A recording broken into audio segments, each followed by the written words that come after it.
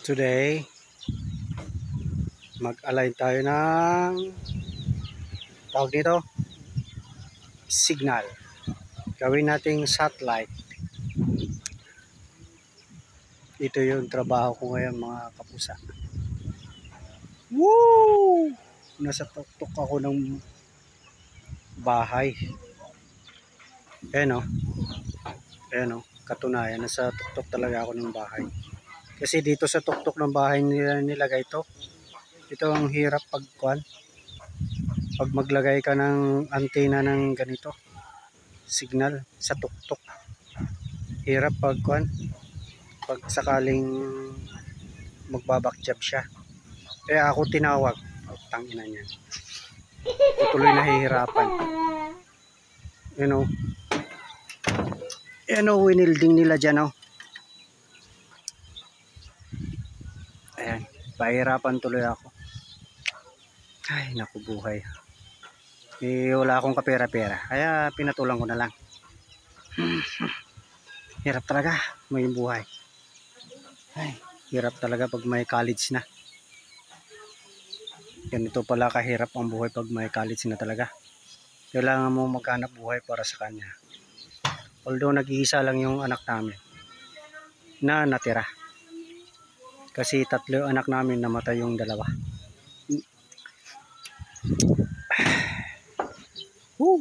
Hirap.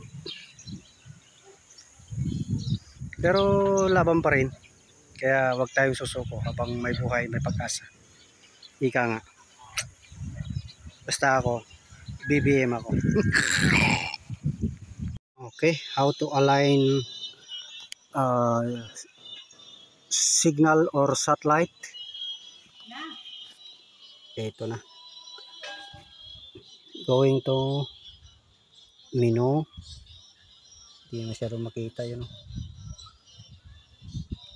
And then going to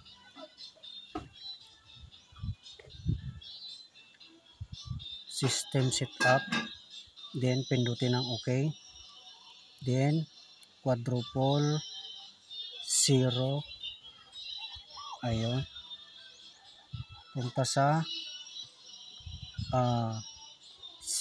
signal test. Ayun. Ito yung kagandahan sa kwan ito, luma.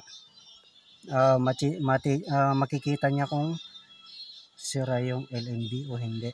Ayan, red na yan. Ibig sabihin, kung meron yan, buo yung LNB yun. Yung parang plus light niya na yun. Oh. Ayun. Ito, i-align ko na. Okay. Hanggang yung ikot-ikot mo doon, dahan-dahan, pataas, pababa, spaghetti. Ayun, pag lumabas na to, green and blue na yan, meron na yung signal, ibig sabihin. Okay, ganun lang. Nasa taas po talaga ako ng bubong yan, oh. Yan ang kabundukan. Ganda. Yun. Ayun pala yung mga malilit na yan is imbakan ng palay. Imbakan pa yan noong 1960s, 70s. Yan. Yan ang mga imbakan ng palay nung araw dito sa amin. Okay. Okay. Salamat sa panonood. Mga kapatid, mga kapuso, kapusa. Okay. Ka-farmer. Yun. Salamat.